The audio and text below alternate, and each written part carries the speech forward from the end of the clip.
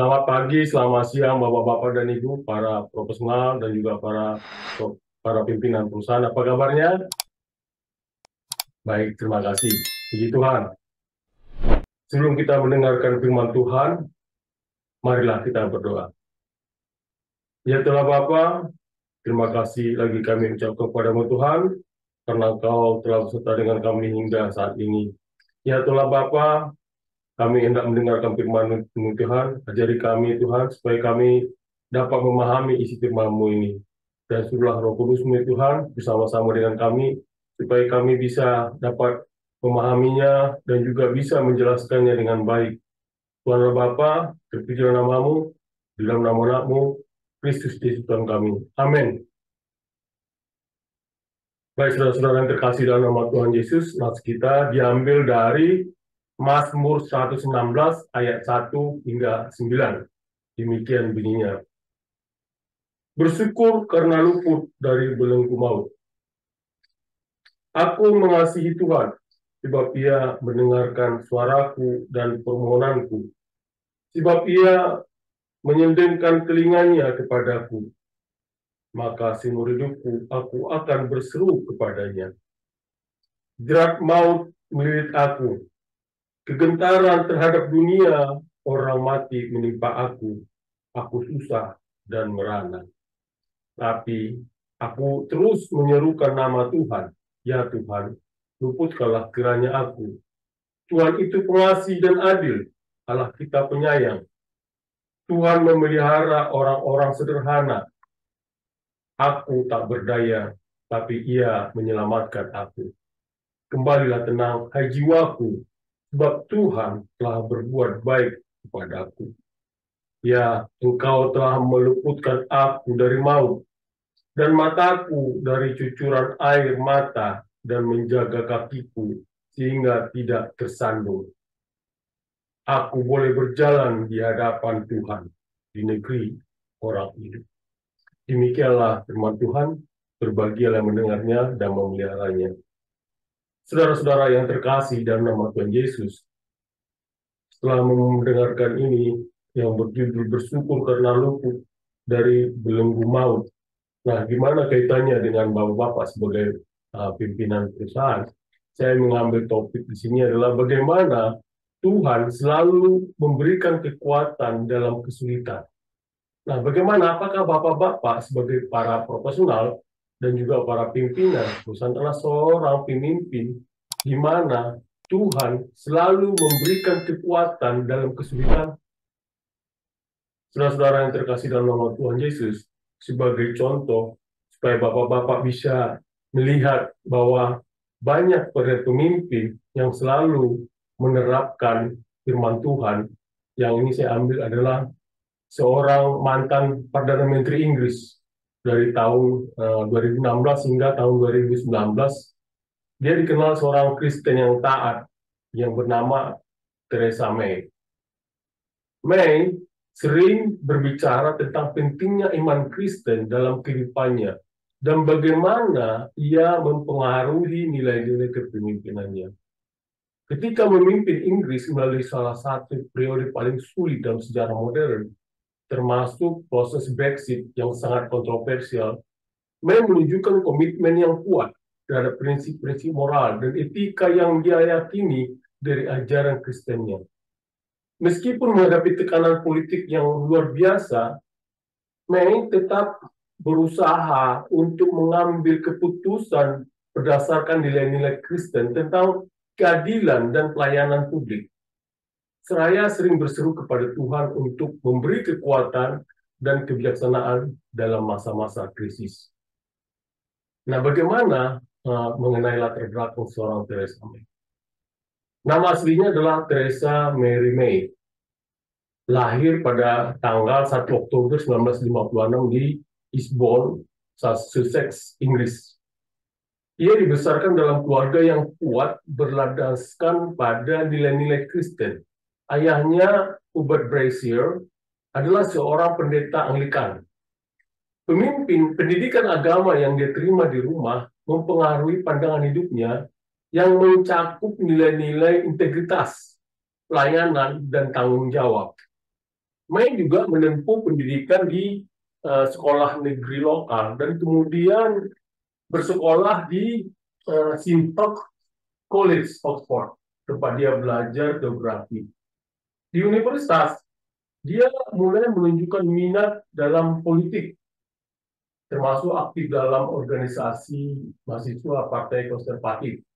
Nah, setelah lulus tahun 1977, dia bekerja di sektor perbankan dan kemudian di Bank of England, serta Association for Payment Clearing Services atau APEX.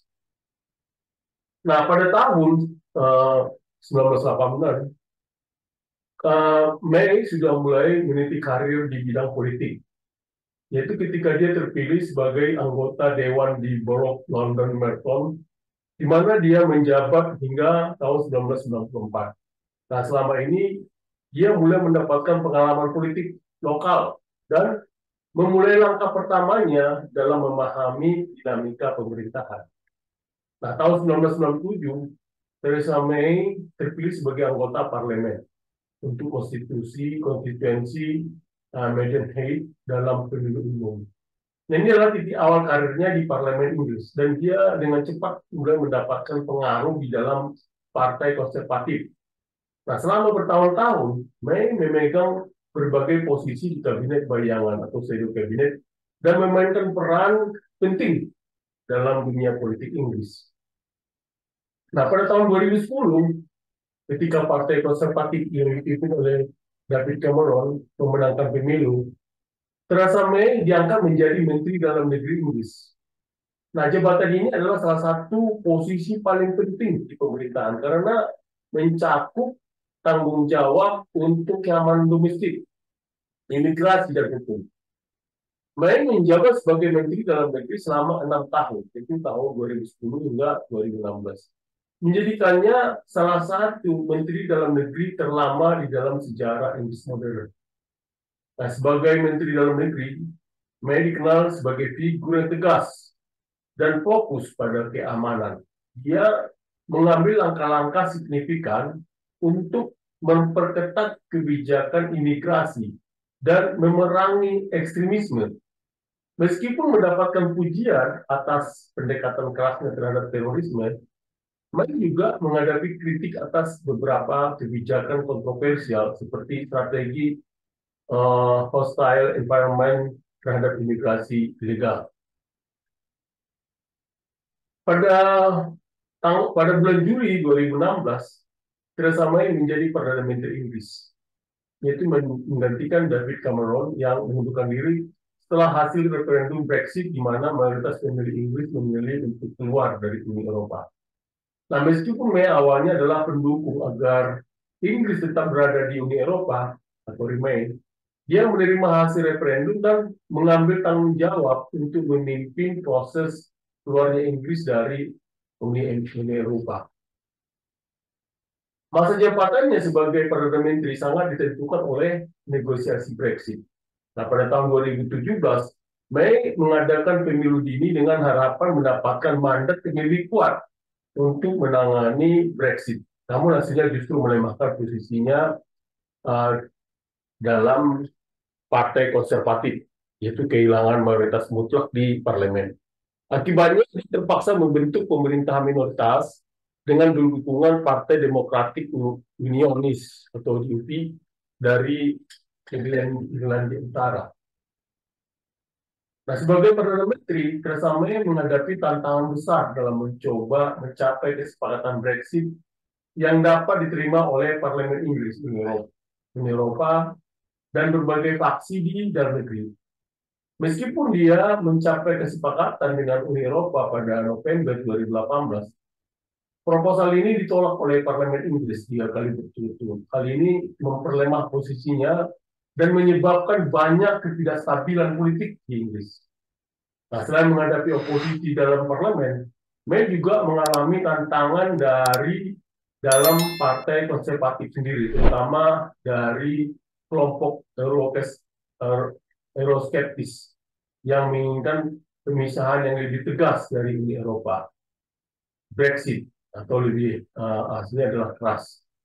May berulang kali mencoba menyeimbangkan antara berbagai kepentingan, namun semakin sulit mempertahankan dukungan politik yang cukup luas.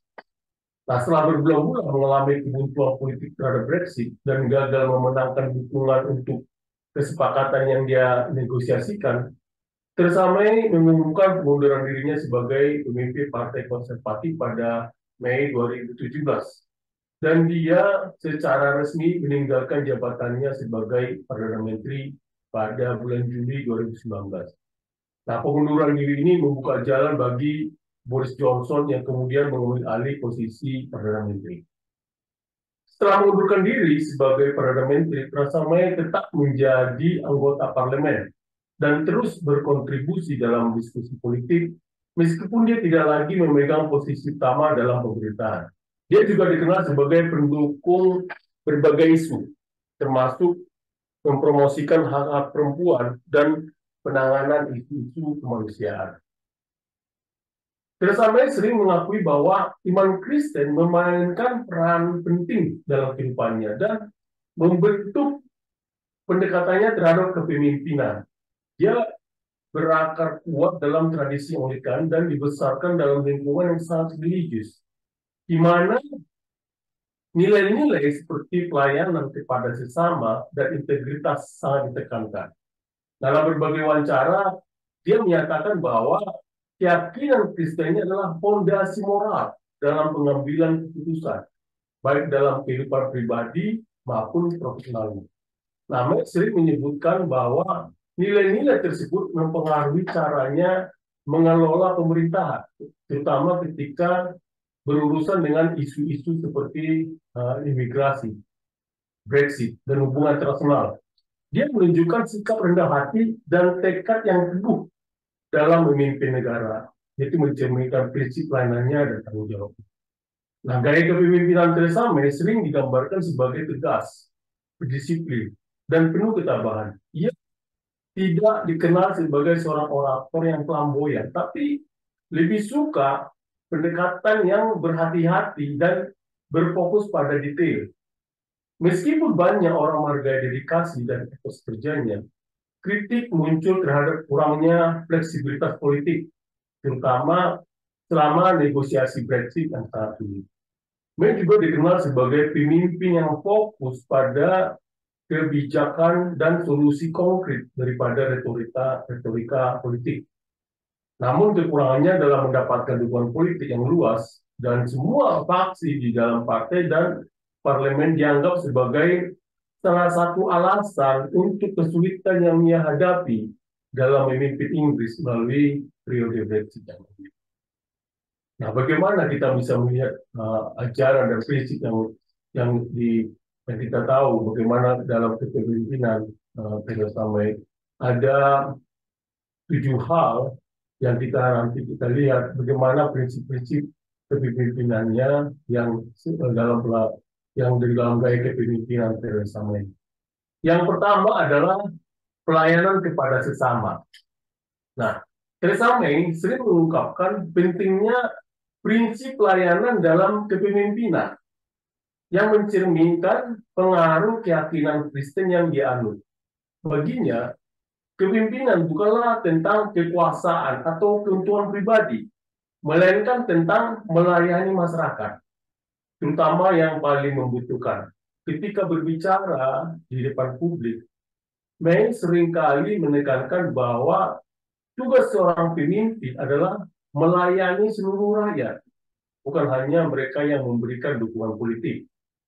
Nah, contoh ajarannya adalah kepemimpinan yang melayani, di mana May memandang kepemimpinan sebagai tanggung jawab moral untuk melayani kepentingan rakyat, terutama yang terpinggirkan. Dia percaya bahwa pemerintah harus bekerja untuk kebaikan seluruh masyarakat, bukan hanya bagi segelintir pihak. Nah, prinsip kedua kita pelajari dari Theresa May adalah keadilan sosial. Nah, Theresa May memiliki pandangan yang kuat tentang keadilan sosial, khususnya terkait dengan perlunya kesetaraan dalam peluang dan kebijakan yang adil. Nah, selama menjadi Perdana Menteri, Dia berkomitmen untuk mengatasi ketidakadilan struktural dalam masyarakat, termasuk ketidaksetaraan gender, ras, dan kesenjangan ekonomi. Nah, dia sering menekankan pentingnya kebijakan pemerintah yang bertujuan untuk mengurangi kesenjangan dan mempromosikan kesejahteraan bagi semua lapisan masyarakat. Nah, contohnya adalah kepemimpinan yang berkeadilan, di mana Mei percaya bahwa pemerintah harus bertindak sebagai pelindung bagi mereka yang kurang beruntung, memastikan bahwa setiap orang memiliki kesempatan yang sama untuk sukses, terlepas dari latar belakang mereka.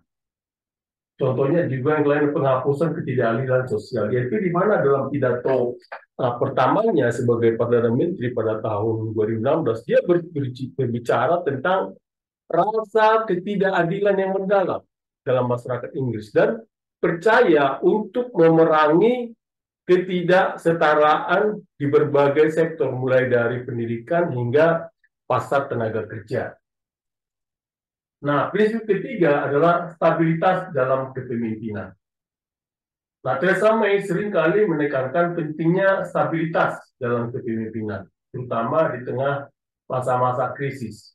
Salah satu nilai utama yang dia bawa selama masa jabatannya adalah komitmen terhadap stabilitas politik dan ekonomi, baik dalam menghadapi Brexit maupun krisis domestik lainnya. Nah, dalam hal ini, May mengedepankan pendekatan kepemimpinan yang hati-hati dan terukur, dengan tujuan menjaga kelangsungan pemerintahan yang stabil di tengah ketidakpastian.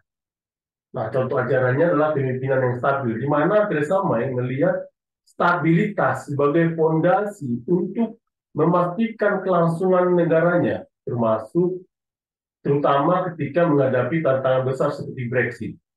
Dia percaya bahwa ketenangan dan kesabaran dalam menghadapi tekanan politik itu sangat penting. Contoh ajaran lainnya itu adalah menghindari populisme, yaitu dalam beberapa pidatonya, May memperingatkan bahaya dari retorika populis dan pendekatan politik yang mengutamakan tindakan impulsif. Dia berpendapat bahwa pemimpin harus mengambil keputusan yang didasarkan pada prinsip-prinsip yang solid, bukan pada tekanan politik jangka pendek.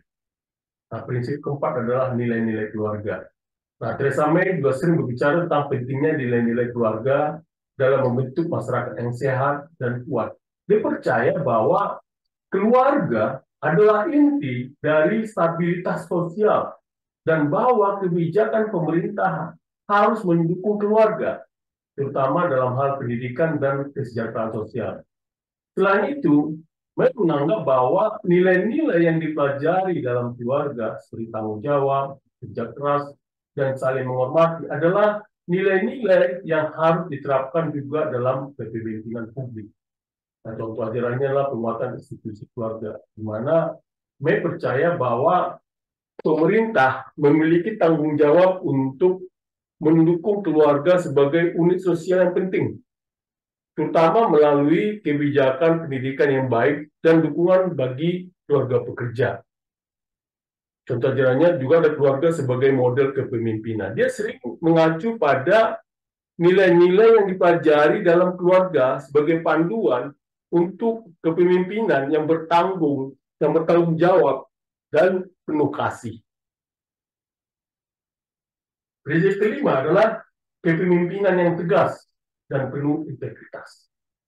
Nah, Theresa May dikenal karena pendekatannya yang tegas terhadap kepemimpinan. Seringkali digambarkan sebagai seseorang yang tidak mudah goyah oleh tekanan politik.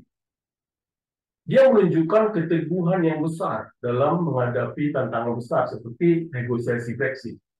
Meskipun menghadapi perlawanan dari berbagai pihak, baik dari dalam partai sendiri maupun dari oposisi, integritas pribadi dan profesionalnya seringkali diakui oleh para pendukung maupun kritikus. Nah, contoh ajarannya adalah teguh pada prinsip, yaitu meskipun banyak mendapat tekanan politik, May terkenal karena kesetiaannya pada nilai-nilai dan prinsip-prinsip yang dianggap benar. Dia seringkali menolak untuk berkompromi dalam hal-hal yang dia yakini sebagai kepentingan terbaik negara. Dan contoh lainnya adalah kepemimpinan dengan integritas, di mana May percaya bahwa seorang pemimpin harus selalu bertindak dengan integritas, bahkan ketika menghadapi tantangan atau tekanan yang besar. Baginya, integritas pribadi adalah landasan kepemimpinan yang sukses dan dipercaya. Prinsip keenam adalah tanggung jawab dalam pengambilan keputusan. Nah, Theresa May sering menekankan bahwa kepemimpinan yang baik memerlukan tanggung jawab dalam pengambilan keputusan. Selama masa jabatannya sebagai Perdana Menteri, May berulang kali berbicara tentang bagaimana dia merasa bertanggung jawab kepada rakyat Inggris, baik dalam hal menjaga stabilitas politik maupun dalam konteks Brexit yang penuh tantangan. Dia mengedepankan pendekatan yang hati-hati dalam mengambil keputusan yang mempengaruhi negara dan menekankan bahwa setiap keputusan harus didasarkan pada pertimbangan yang matang dan tanggung jawab moral. Nah, contoh ajarannya adalah kepemimpinan yang akuntabilitas, di mana May percaya bahwa seorang pemimpin harus selalu siap mempertanggungjawabkan keputusan mereka kepada rakyat. Baginya, transparansi dan kejujuran dalam pengambilan keputusan adalah hal yang sangat penting. Nah, prinsip ketujuh adalah ketangguhan dan ketabahan. Nah, Theresa May adalah, kita lihat sini, Theresa May adalah contoh dari pemimpin yang menunjukkan ketangguhan di tengah banyaknya kesulitan. Nah, selama masa jabatannya, dia sering menghadapi kritik tajam, baik dari dalam maupun di luar partainya. Tapi dia selalu tetap teguh dalam misinya untuk menyelesaikan Brexit. Mereka memperlihatkan ketabahan luar biasa dalam menjalankan tugasnya sebagai Perdana Menteri, meskipun berada di tengah tekanan yang luar biasa. Ketangguhan ini dianggap sebagai salah satu karakteristik kepemimpinan yang paling menonjol dari May. Contoh ajarannya adalah ketabahan dalam kepemimpinan, di mana May seringkali mengatakan bahwa kepemimpinan yang baik membutuhkan ketabahan, terutama ketika menghadapi situasi yang sangat sulit. Dia percaya bahwa seorang pemimpin harus tetap fokus dan berpegang teguh dan pada tujuan meskipun ada rintangan di sepanjang jalan. Contoh ajaran lain, kepemimpinan dengan keberanian, di mana meskipun menghadapi banyak tekanan dan tantangan, May menunjukkan keberanian untuk tetap memimpin dan berusaha membawa negara keluar dari situasi sulit seperti Brexit. Nah, di dalam kepemimpinan, Theresa May juga sering mengutip ayat-ayat Alkitab, di mana selaras dalam prinsip dan yang dipegang oleh Theresa May, yaitu mengenai pelayanan kepada sesama. Yaitu di mana salah satu prinsip utama yang selalu ditekankan Theresa May adalah bahwa kepemimpinan adalah tentang melayani masyarakat. Nilai ini sangat sejalan dengan ajaran Yesus tentang pelayanan kepada orang lain. Dia mengutip di Markus 10 ayat 45. Karena anak manusia juga datang bukan untuk dilayani, melainkan untuk memberikan nyawanya bersama tebusan bagi banyak orang.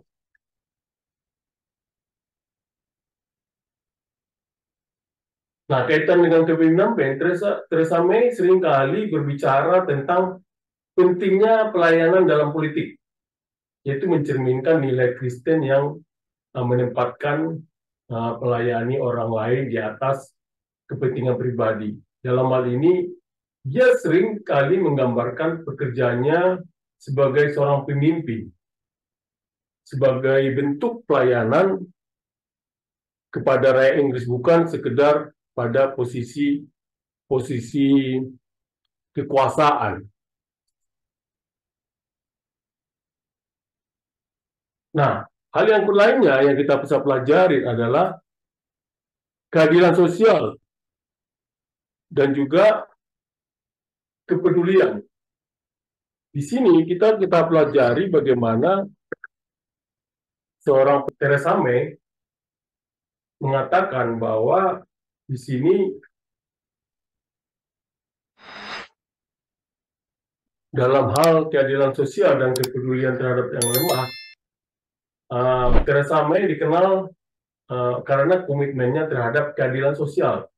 Dan selama kepemimpinannya, dia sering berbicara tentang pentingnya melindungi yang lemah dan mengatasi ketidakadilan. Ini selaras dengan bentuk ayat dalam Alkitab yang berbicara tentang keadilan dan perlindungan terhadap mereka yang tertindas, yaitu diambil dari Amsal 31 ayat 8 sampai 9, mengatakan demikian. Bukalah mulutmu untuk orang yang bisu, untuk hak semua orang yang merasa, yang merana. Bukalah mulutmu, ambillah keputusan secara adil, dan berikanlah kepada yang tertindas dan yang miskin hak mereka. Nah, di sini kaitannya Theresa May seringkali berbicara tentang pentingnya kebijakan yang adil, yang melindungi hak-hak mereka yang tidak mampu atau yang kurang beruntung dalam masyarakat. Ini tercermin dalam pidatonya pada tahun 2016 ketika dia berjanji untuk memerangi ketidakadilan di Inggris dan menciptakan masyarakat yang lebih setara. Hal ketiga adalah kerendahan hati dalam kepemimpinan. Nah, salah satu nilai Kristen yang juga tercermin dalam kepemimpinan Theresa May adalah kerendahan hati. Meskipun berada di posisi kekuasaan tertinggi, dia sering mengedepankan pendekatan yang rendah hati dalam gaya kepemimpinannya. Dan ini mencerminkan ajaran Alkitab tentang pentingnya kerendahan hati dalam pelayanan. Dia mengutip di Mika 6 ayat 8. Sebutkan, hai manusia, telah diberitahukan kepadamu apa yang baik. Dan apakah yang dituntut Tuhan daripadamu? Selain berlaku adil, mencintai kesetiaan, dan hidup dengan rendah hati di hadapan Allahmu. Nah, ini Theresa May sering mengedepankan pendekatan kepemimpinan yang tidak flamboyan dan lebih berfokus pada tugas daripada pencitraan pribadi. Nah, kerendahan hati ini sejalan dengan ajaran Alkitab tentang pentingnya melayani Tuhan dan sesama dengan sikap rendah hati dan adil. Yang keempat adalah keteguhan dan ketabahan dalam kesulitan, yaitu selama masa jabatannya, terutama saat menangani proses Brexit yang sangat rumit, Theresa May menunjukkan ketabahan yang luar biasa meskipun menghadapi tantangan politik yang besar. Nah, ketabahan ini mencerminkan ajaran Alkitab tentang kekuatan yang datang dari Tuhan untuk bertahan di tengah kesulitan. Dia mengutip di Yesaya 41 ayat 10, mengatakan demikian.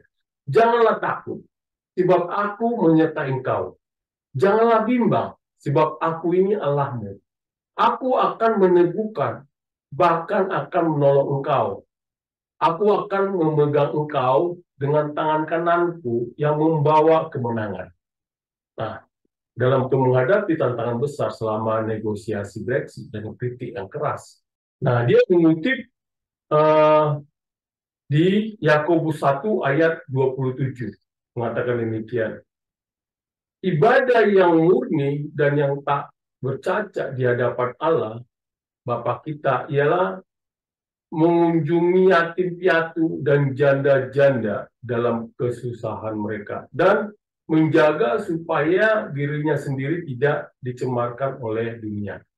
Nah, ini Theresa May berkomitmen untuk mengatasi ketidaksetaraan dalam masyarakat Inggris, terutama dengan fokus pada orang-orang yang terpinggirkan, termasuk anak-anak dari latar belakang yang kurang beruntung. Hal ini sangat sejalan dengan ajaran Alkitab tentang pentingnya menjaga dan melindungi yang lemah. Hal yang lain adalah tentang tanggung jawab dalam kepemimpinan. Nah, Theresa May seringkali menekankan pentingnya tanggung jawab dalam setiap tindakan yang dia ambil oleh seorang pemimpin. Dia merasa sangat bertanggung jawab untuk memimpin Inggris melalui proses Brexit. Meskipun hal ini menimbulkan banyak kesulitan dan tekanan politik.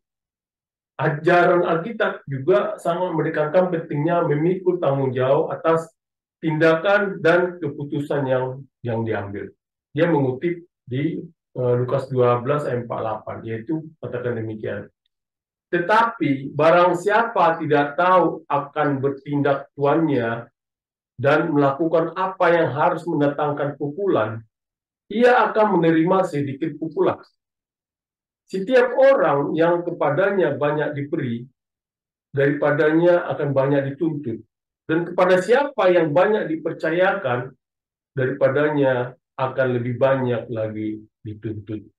Nah, ini Theresa May seringkali menunjukkan rasa tanggung jawab yang besar terhadap tugas-tugas yang dipercayakan kepadanya, terutama ketika mengelola isu-isu seperti Brexit. Ayat ini mungkin menginspirasi dia untuk menjalankan tugas-tugas tersebut dengan rasa tanggung jawab yang tinggi. Yang ketujuh kita pelajari adalah pentingnya perdamaian. Nah, selama masa jabatannya, Theresa May sering berbicara tentang pentingnya menjaga perdamaian, baik di tingkat nasional maupun internasional. Ini adalah nilai yang sangat ditekankan dalam Alkitab, di mana umat Tuhan diajarkan untuk menjadi pembawa damai di dunia.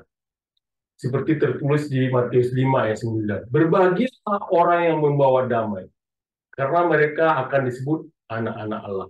Nah, Theresa May selalu menekankan pentingnya diplomasi dan perdamaian dalam berbagai kebijakan luar negeri Inggris. Dia seringkali berbicara tentang pentingnya menjaga stabilitas global dan memastikan bahwa Inggris memainkan peran dalam menciptakan dunia yang lebih damai. Saudara-saudara yang terkasih dalam nama Tuhan Yesus, setelah kita tadi mempelajari bagaimana seorang Theresa May dalam kepemimpinannya, saudara-saudara yang terkasih di dalam nama Tuhan Yesus, setelah kita tadi mempelajari bagaimana seorang Theresa May, seorang Perdana Menteri yang bagaimana dia selalu mengandalkan Tuhan dalam kehidupannya. Nah, kita juga bisa melihat bagaimana seorang pemazmur dalam menulis Mazmur 116 ini. Nah, Mazmur 116 ini adalah dilakukan ketika pada masa pasca pembuangan, yaitu yang disebutkan oleh pengarang namanya Godler dalam bukunya Psalms of the Return. Nah, pesamen Mazmur 116 ini mungkin mencerminkan pengalaman kolektif Israel setelah pembuangan ke Babel. Bangsa Israel setelah kembali dari pembuangan berada dalam posisi untuk mencari pemulihan nasional dan juga spiritual. Nah, Mazmur ini bisa menjadi bagian dari tanggapan liturgis merayakan pembebasan dari pembuangan dan pemulihan bangsa Yahudi ke tanah mereka. Nah, secara historis, identitas Israel sangat erat kaitannya dengan tanah perjanjian dan bait suci. Nah, kembalinya mereka bukan hanya perpindahan fisik, tapi juga pemulihan spiritual. Nah, menurut Van der Loos, yaitu dalam bukunya Biblical Hebrew Poetry, dia memecah Mazmur 116 ini menjadi bait-bait yang mencerminkan motif suku tradisional dalam puisi Ibrani. Ia mencatat bahwa struktur Mazmur ini sangat personal dan emosional, yaitu mencerminkan pergumulan batin pemazmur sekaligus menyinggung pengalaman penderitaan dan pembebasan yang lebih luas secara komunal. Nah, menurut Dennis Tucker Jr., dalam analisisnya mengenai dekonstruksi kekuasaan dalam Mazmur menyoroti bahwa banyak Mazmur pasca pembuangan, termasuk Mazmur 116 ini, berhubungan dengan dekonstruksi kekuasaan kekaisaran seperti Babel dan menegaskan kembali kekuasaan Tuhan yang berdaulat. Nah, pembebasan si pembicara dari kesaksian kesesakan mencerminkan kekuasaan Tuhan atas kehidupan dan kematian, yaitu memberikan dimensi politis dan personal pada Mazmur ini.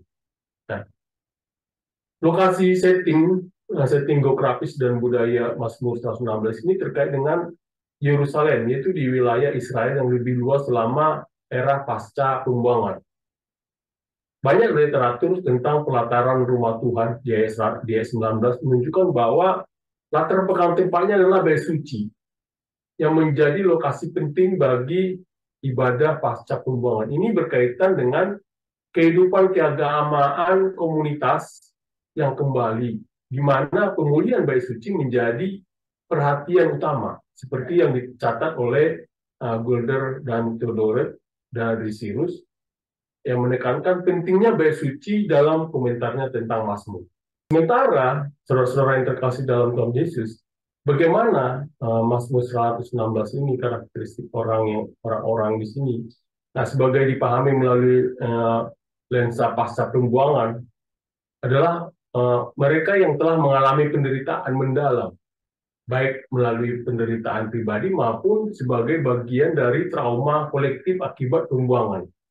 Nah, mereka dicirikan oleh satu penderitaan dan keputusasaan, di mana pemazmur menggambarkan pengalaman mendetail, pengalaman mendekati kematian, terjerat oleh tali-tali maut, dan perasaan tidak berdaya, itu di ayat 3. Ini mencerminkan trauma bangsa yang telah diasingkan, ditaklukkan, dan dikuasai oleh kekuatan asing.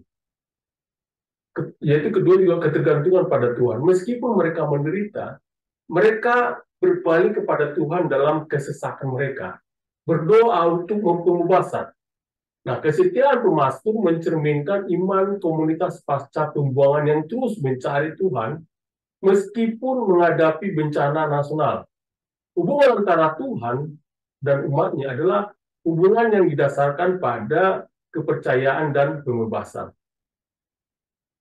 Yang ketiga adalah rasa syukur dan pengabdian, di mana setelah mengalami pembebasan, pemazmur merespon dengan rasa syukur yang mendalam. Sumpah yang dibuat kepada Tuhan di pelataran rumah Tuhan, di ayat 19, mencerminkan dedikasi komunitas yang diperbarui kepada Tuhan. Ini paralel dengan praktik liturgi Yahudi, di mana sumpah dan persembahan di bait suci adalah cara untuk mengungkapkan rasa syukur atas intervensi ilahi. Karakter yang lainnya adalah iman dan harapan, di mana pemazmur mengungkapkan keyakinan pada kebaikan Tuhan dan perawatannya yang berkelanjutan. Harapan ini meluas di masa depan, di mana umat meskipun masih rentan, percaya pada kestabilan hubungan mereka yang dipulihkan dengan Tuhan.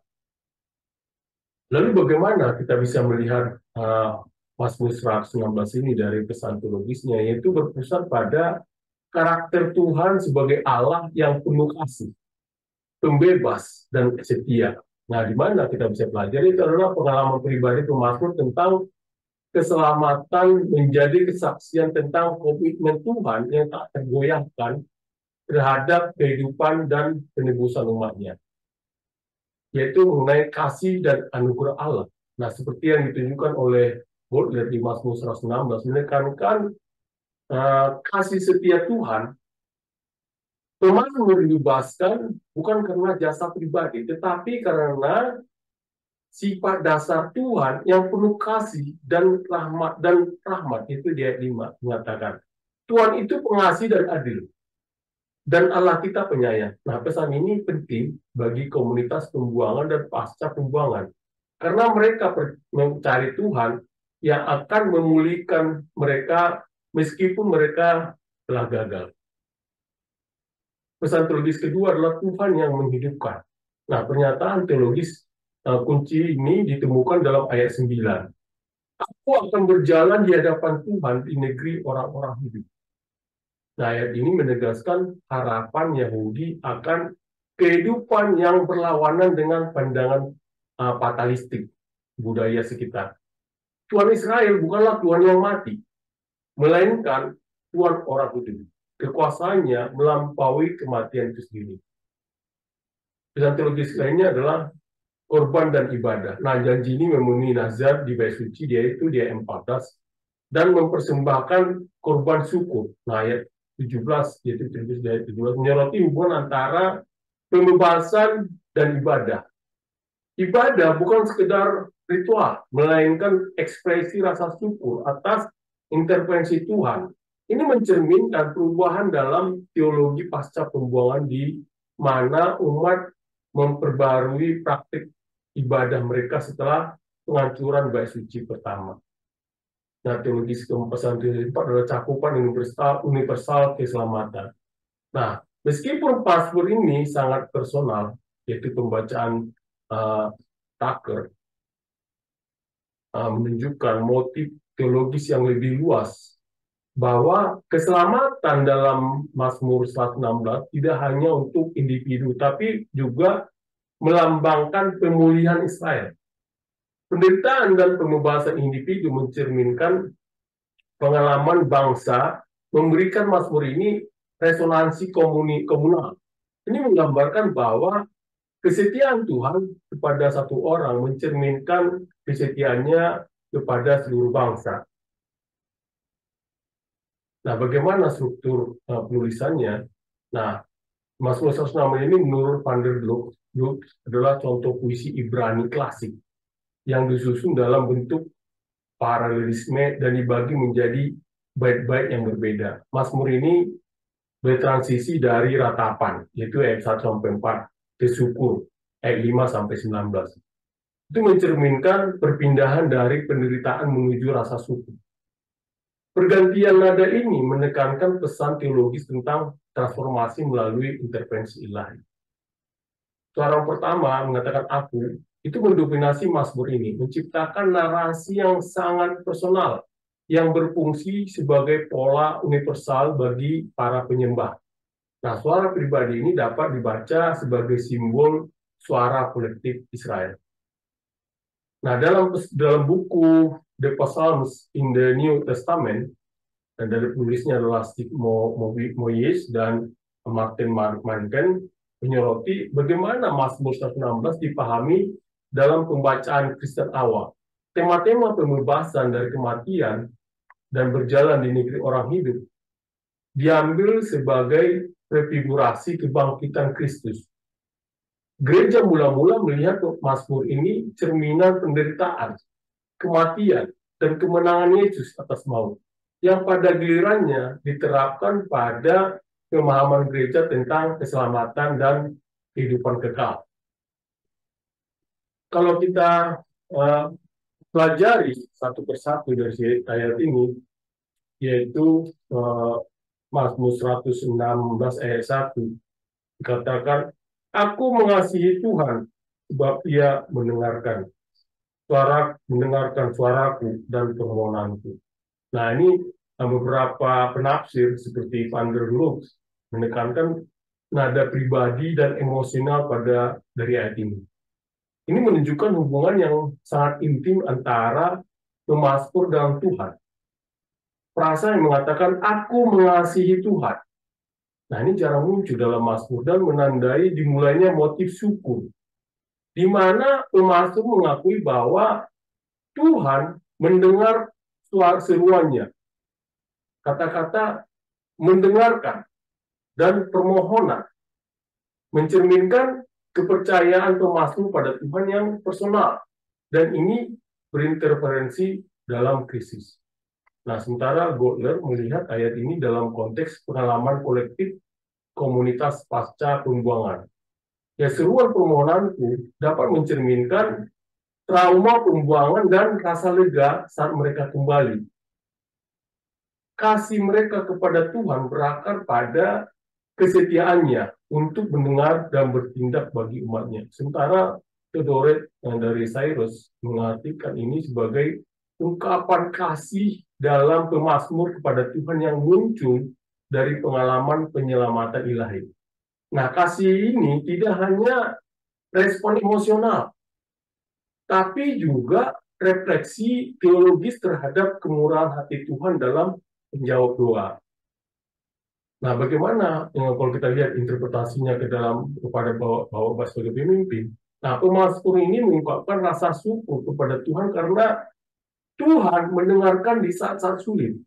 Nah, sebagai Bapak sebagai pemimpin, khususnya pemimpin perusahaan, seringkali menghadapi tantangan besar yang secara isolatif.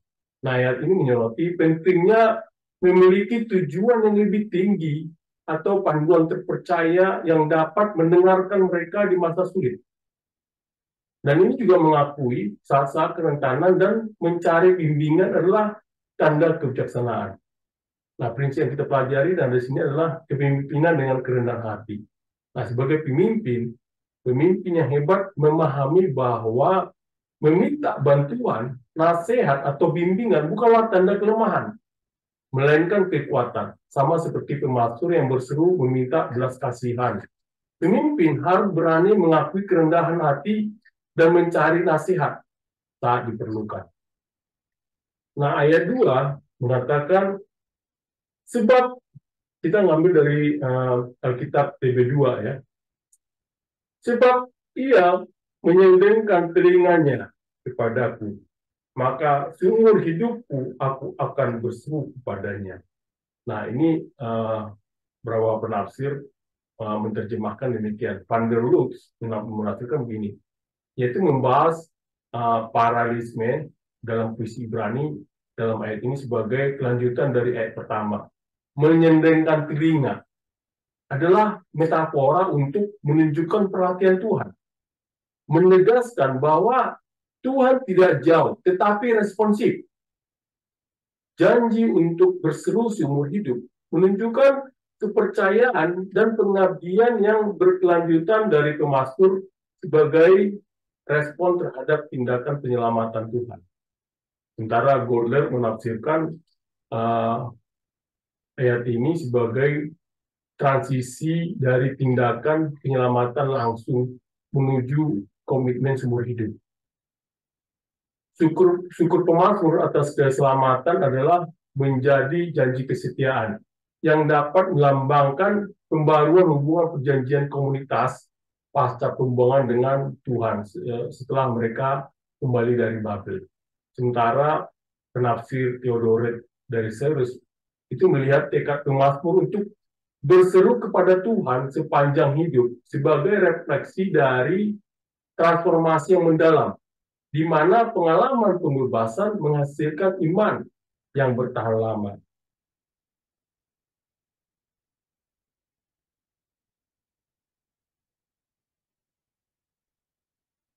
Nah, bagaimana interpretasinya buat para pemimpin? Nah, ayat ini menekankan kepercayaan dan konsistensi dalam membangun hubungan. Jadi bapak-bapak sebagai pemimpin, menjaga saluran komunikasi terbuka dengan tim dan pemangku kepentingan itu sangat penting. Kepercayaan dibangun dari waktu ke waktu dan menciptakan loyalitas. Ketika orang merasa didengarkan, mereka tetap berkomitmen. Nah, prinsipnya adalah konsistensi dalam mendengarkan dan komunikasi. Nah, sebagai seorang pemimpin, bapak-bapak harus selalu siap mendengarkan kebutuhan dan kekhawatiran karyawan dan pemangku kepentingan.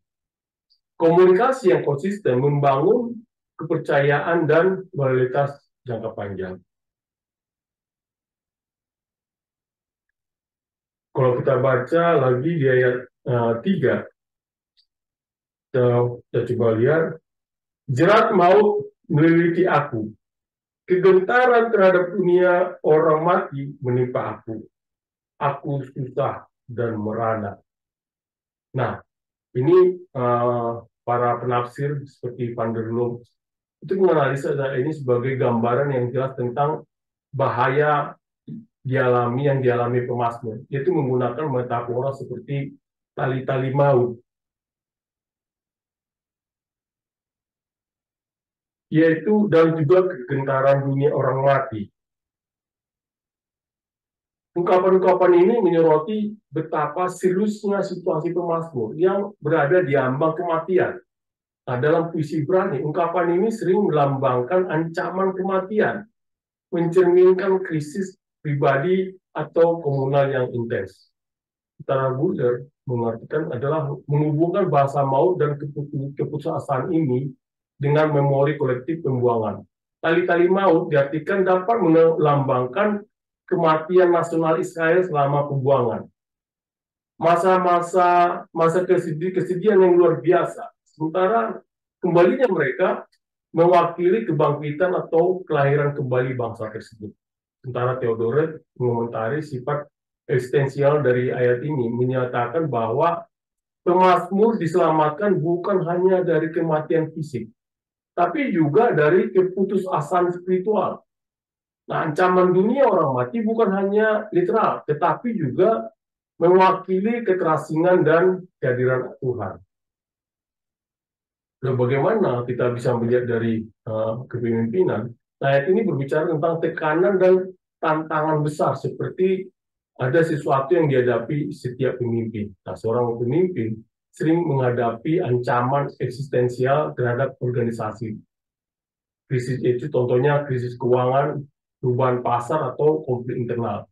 Dan ini harus mengakui beratnya situasi ini, dan mengelola kesesakan adalah bagian penting dari kepemimpinan, yaitu adalah melakukan prinsip ketahanan dalam menghadapi krisis. Nah, Bapak-Bapak sebagai seorang pemimpin, Bapak-Bapak harus kuat mengakui besarnya tantangan, tapi tidak menyerah. Bapak-Bapak dan Ibu menggunakan momen-momen ini untuk berefleksi, mengumpulkan kekuatan, dan merencanakan pemulihan. Nah, kemampuan untuk tetap tenang dan fokus di tengah tekanan adalah ciri khas pemimpin yang efektif. Kita baca juga di ayat 4, menyatakan, tetapi aku terus menyerukan nama Tuhan. Ya Tuhan, luputkanlah kiranya aku. Nah, menurut Vanderbilt, ini menyoroti kesederhanaan dan urgensi doa ini. Rasa menyerukan nama Tuhan itu menunjukkan ketergantungan pada nama perjanjian Tuhan yang membawa jaminan pembebasan. Nah, seruan langsung untuk pertolongan ini adalah hal yang khas dalam puisi Ibrani yang sering menggunakan kalimat singkat dalam doa mendesak.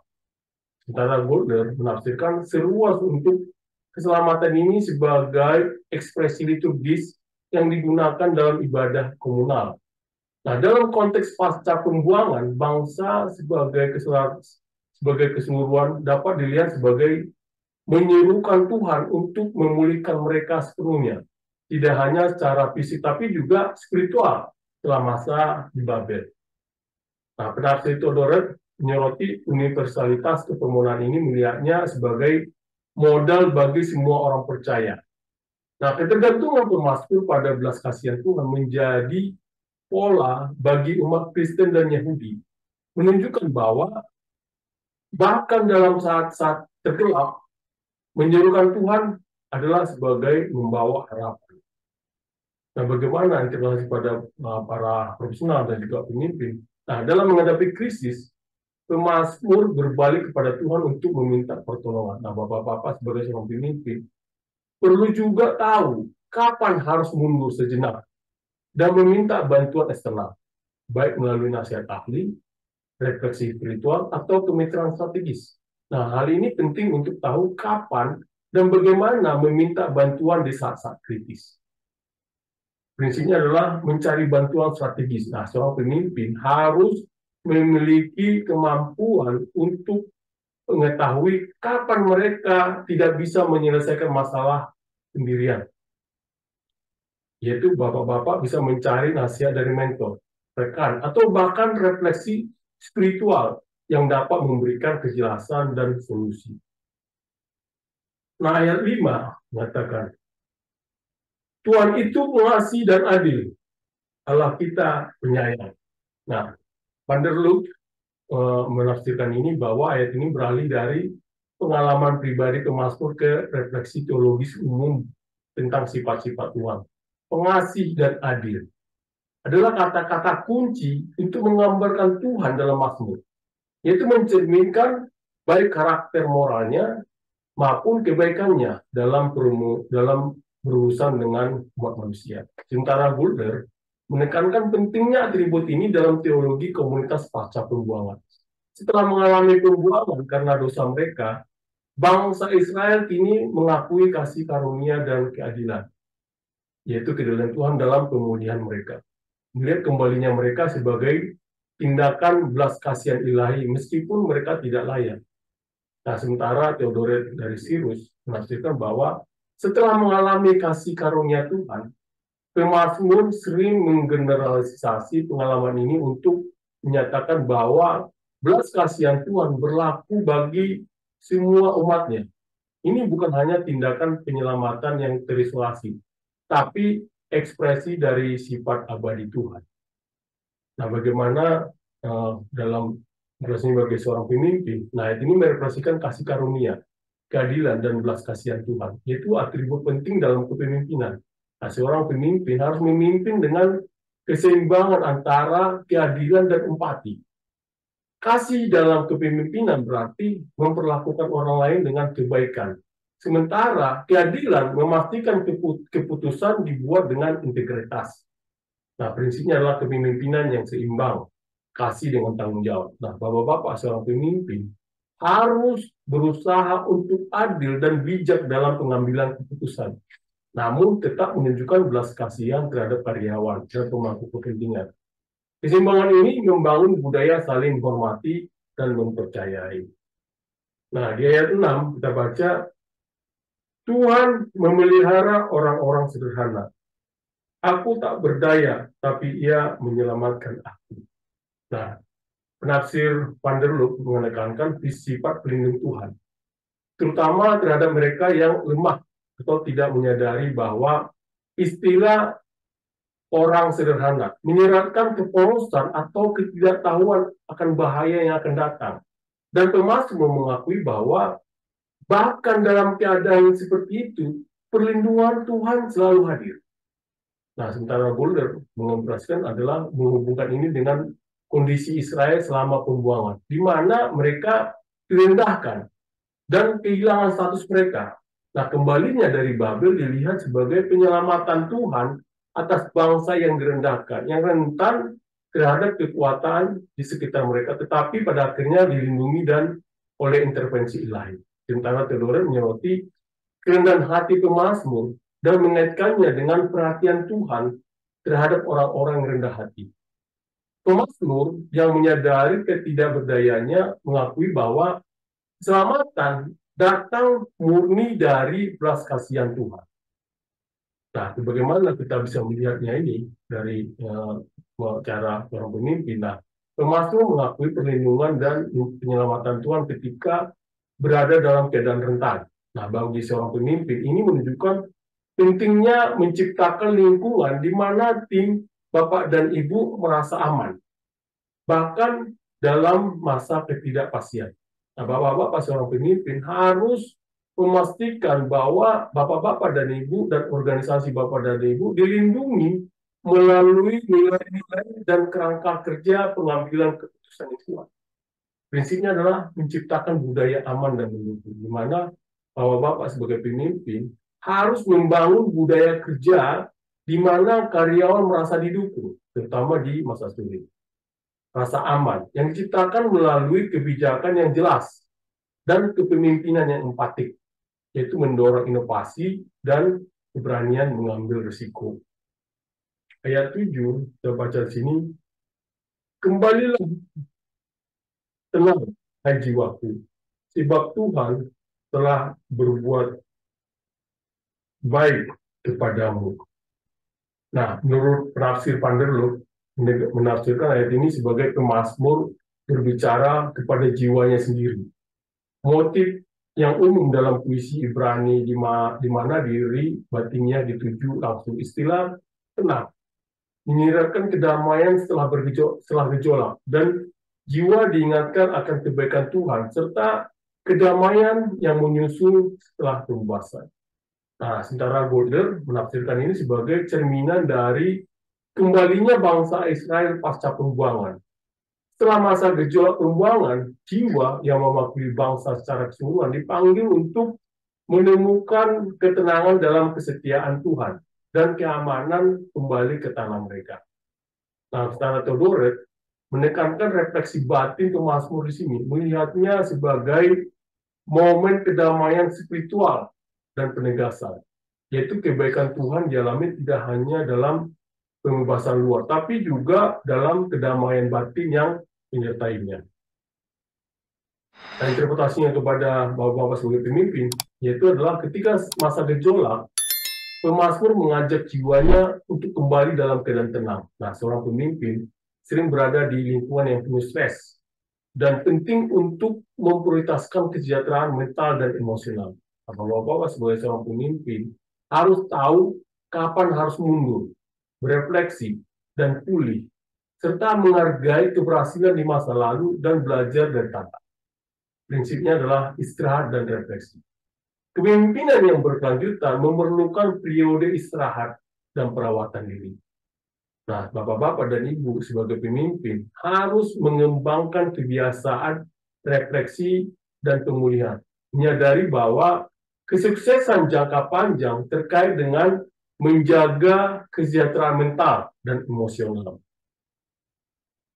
Di ayat 8 mengatakan demikian. Ya, engkau telah meluputkan aku dari maut, dan mataku dari kucuran air mata, dan menjaga kakiku sehingga tidak tersandung. Nah, penafsir Van der Gloek mengamati struktur tripatrit dari ayat ini yang menekankan penyelamatan fisik, emosional, dan moral. Nah, keselamatan Tuhan bersifat menyeluruh, mencakup kehidupan, kesejahteraan emosional, dan stabilitas moral. Tentara Golden melihat referensi pada air mata dan tersandung sebagai simbol kesedihan dan kebingungan selama periode pembuangan. Nah, pemazmur atau Israel secara keseluruhan telah dipulihkan. Tidak lagi berduka atas tanah air yang hilang atau tersandung dalam perjalanan spiritual mereka. Karena Theodoret mengomentari sifat menyeluruh dari penyelamatan Tuhan, di mana pembebasan dari kematian, penghapusan air mata, dan pencegahan kesalahan moral atau tersandung menunjukkan perhatian Tuhan terhadap tubuh dan jiwa. Lalu bagaimana relasi kepada Bapak sebagai pemimpin? Ini menekankan penyelamatan dan stabilisasi. Nah, Bapak sebagai seorang pemimpin sering memandu organisasi Bapak dan Ibu melalui masa-masa sulit. Dan setelah krisis berakhir, penting untuk mengakui sejauh mana Bapak dan Ibu telah melangkah, yaitu merayakan kesuksesan dan mengakui pertumbuhan, baik pribadi maupun organisasi. Hal ini sangat penting setelah melewati masa krisis.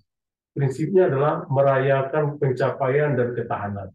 Nah, Bapak-bapak setelah menghadapi tantangan, pemimpin sebagai Bapak sebagai pemimpin harus meluangkan waktu untuk mengakui pencapaian, baik untuk diri Bapak dan Ibu sendiri maupun tim Bapak dan Ibu.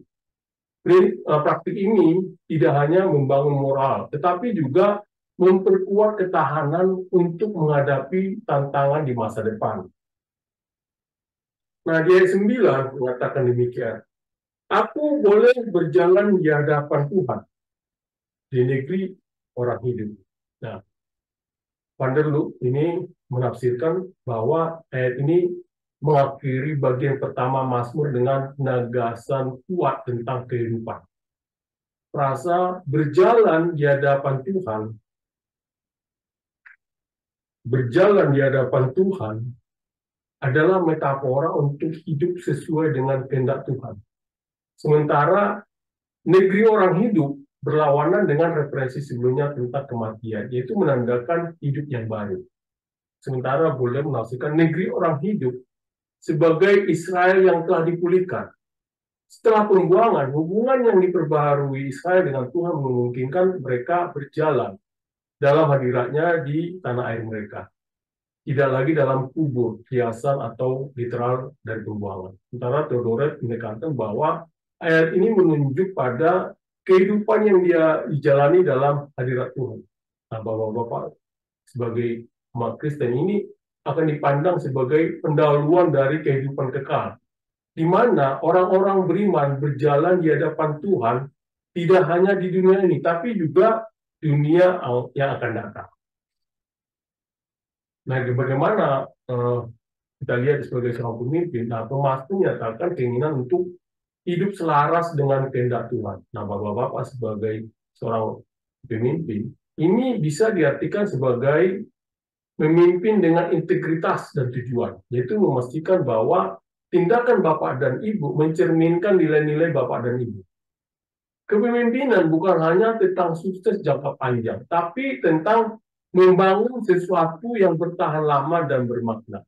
Prinsipnya adalah memimpin dengan tujuan dan integritas.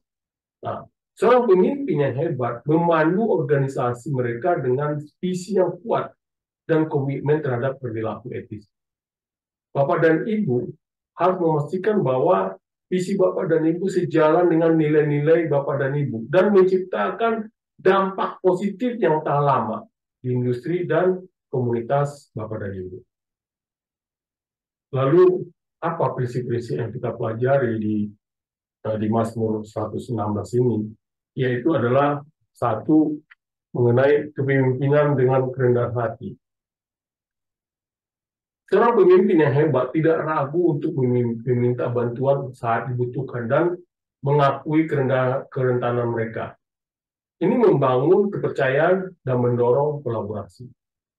Prinsip kedua adalah konsistensi dalam mendengarkan dan komunikasi, yaitu membangun hubungan yang kuat dengan karyawan dan pemangku kepentingan, membutuhkan komunikasi terbuka dan kesiapan untuk mendengarkan kebutuhan serta kekhawatiran Bapak dan Ibu. Yang ketiga adalah ketahanan dalam menghadapi krisis. Nah, seorang pemimpin yang kuat tetap tenang dan menemukan solusi di saat-saat sulit, yaitu menunjukkan bahwa tantangan dapat diatasi dengan keteguhan dan kejelasan. Prinsip keempat adalah mencari bantuan strategis. Nah, seorang pemimpin harus memiliki kebijaksanaan untuk mengetahui kapan Bapak dan Ibu tidak dapat menyelesaikan masalah sendirian. Bapak dan Ibu bisa mencari nasihat dari mentor, rekan, atau refleksi spiritual yang dapat memberikan kejelasan dan solusi. Prinsip kelima adalah kepemimpinan seimbang, kasih dengan tanggung jawab, yaitu seorang pemimpin harus menunjukkan kasih dan empati dalam pengambilan keputusan, tetapi tetap mempertahankan standar tinggi dan keadilan. Prinsip keenam adalah menciptakan budaya aman dan mendukung. Nah, tugas sebagai pemimpin adalah memastikan tim Bapak dan Ibu merasa aman dan didukung, terutama di masa sulit. Nah, rasa aman mendorong kreativitas dan pengambilan risiko. Prinsip ketujuh adalah istirahat dan refleksi, yaitu kepemimpinan yang berkelanjutan memerlukan periode istirahat, refleksi, dan pemulihan untuk menjaga keteguhan dan kekuatan. Nah, prinsip kedelapan, merayakan pencapaian dan ketahanan. Nah, setelah menghadapi tantangan, seorang pemimpin harus meluangkan waktu untuk mengakui pencapaian dan ketahanan yang membawa Bapak dan Ibu hingga di titik tersebut. Prinsip kesembilan adalah memimpin dengan tujuan dan integritas. Nah, kepemimpinan harus didasarkan pada nilai-nilai dan integritas.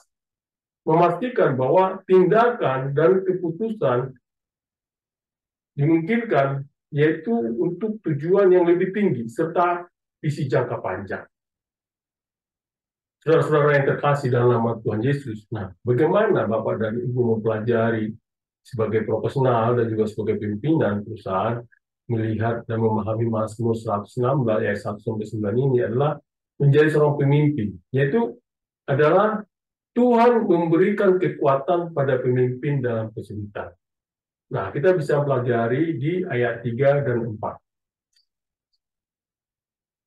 Hal ini kita bisa melihat poinnya adalah Tuhan memberikan kekuatan dalam kesulitan, yaitu ayat 3 dan 4, di mana ayat ini menggambarkan pengalaman pribadi dari pemazmur yang berada dalam kesulitan yang besar, dan bagaimana Tuhan menolongnya saat dia berseru. Nah, seorang pemimpin dan profesional sering menghadapi situasi yang sulit, krisis, kegagalan, atau tekanan besar.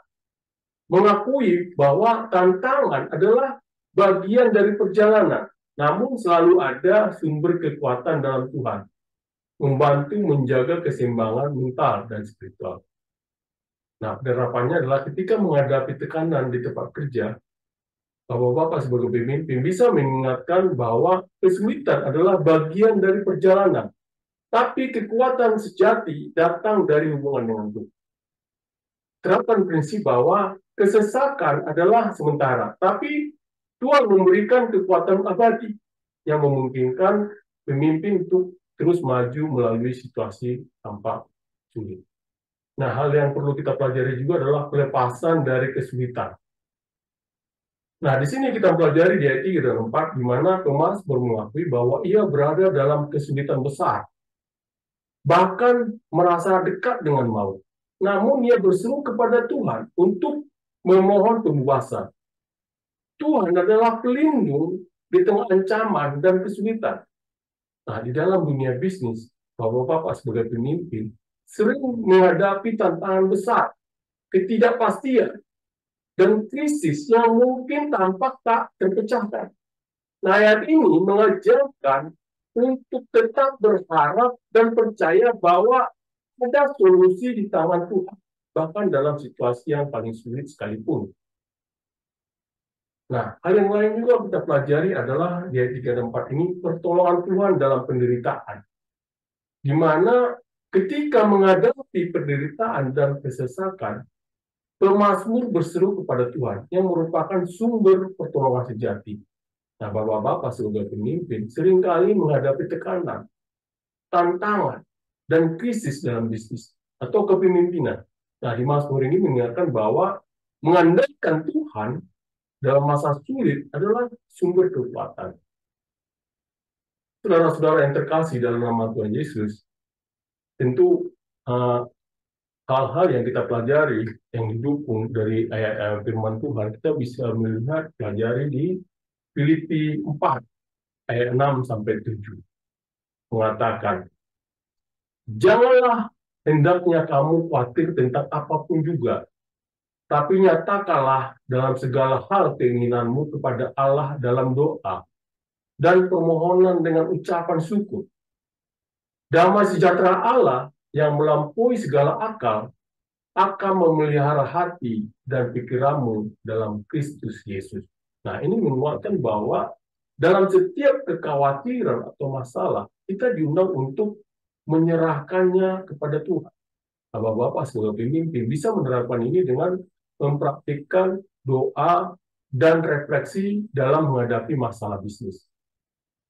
Nah, kita juga lihat di Mazmur 91 ayat 14 sampai 15 mengatakan demikian. Sungguh hatinya melekat kepadaku, maka aku akan meluputkannya. Aku akan membentenginya, sebab ia mengenal namaku. Bila ia berseru kepadaku, aku akan menjawab. Aku akan menyertai dia dalam kesesakan. Aku akan meluputkannya dan memuliakannya. Nah, ini adalah pengingat bahwa dalam kepemimpinan, bahwa ibu harus tetap rendah hati dan bersandar pada kasih Tuhan. Ketika Bapak dan Ibu merasa tak berdaya, Tuhan memberikan perlindungan. Nah, kesadaran ini membawa ketenangan dan memberikan kemampuan untuk memimpin dengan hikmat yang lebih besar. Kita juga lihat di Roma 5 ayat 3 dan 4. Dan bukan hanya itu saja, kita malah bermegah juga dalam kesengsaraan kita. Karena kita tahu bahwa kesengsaraan itu menimbulkan ketekunan. Dan ketekunan menimbulkan tahan uji. Dan tahan uji menimbulkan pengharapan. Nah, seorang pemimpin seringkali menghadapi berbagai tantangan, baik internal maupun eksternal. Dalam situasi ini, kesabaran dan keuletan sangat diperlukan agar Bapak dan Ibu tidak mudah menyerah. Nah, kita juga pelajari di Yesaya 41 ayat 10. Janganlah takut, sebab aku menyertai engkau. Janganlah bimbang, sebab aku ini Allahmu. Aku akan meneguhkan, bahkan akan menolong engkau. Aku akan memegang engkau dengan tangan kananku yang membawa kemenangan. Juga di Mazmur 34 ayat 19 mengatakan, Tuhan itu dekat kepada orang-orang yang patah hati, dan ia menyelamatkan orang-orang yang remuk jiwanya. Nah, ini Bapak-bapak seorang pemimpin yang baik perlu memiliki kemampuan untuk tetap tenang dan berani mengambil keputusan di tengah kesulitan. Seperti tadi Theresa May. Pengalaman krisis dalam bisnis seringkali menjadi kesempatan untuk berseru kepada Tuhan dan meminta pertolongan, serta bertindak dengan keyakinan bahwa ada kekuatan ilahi yang mendukung. Saudara-saudara yang terkasih dalam nama Tuhan Yesus, dengan menerapkan prinsip-prinsip yang kita pelajari tadi, mulai dari contoh seorang Theresa May yang menjadi seorang Perdana Menteri yang selalu melakukan kepemimpinannya berlandaskan ayat Tuhan dan berlandaskan selalu percaya kepada Tuhan, dan juga di sini kita mempelajari bagaimana dalam gaya kepemimpinan dan juga sebagai bapak seorang pemimpin maupun seorang profesional dapat membangun organisasi yang tidak hanya bertahan di tengah tantangan, tapi juga menciptakan dampak yang bermakna dan tahan lama bagi komunitas serta industri Bapak tadi. Stay profesional. Amin. Ya Tuhan Bapak, kembali lagi kami mengucapkan terima kasih kepadamu Tuhan, karena kami telah mendengarkan firman-Mu Tuhan. Kami tahu Tuhan, kami masih lemah ya Tuhan, tapi kami yakin dengan Roh Kudus-Mu ya Tuhan, kami percaya kami bisa menjalankan ketekunan kami, dan kami percaya hanya Engkaulah yang selalu memberikan kekuatan kepada kami ya Tuhan. Terpujilah nama-Mu, di dalam nama anak-Mu, Kristus Yesus Tuhan kami. Amin.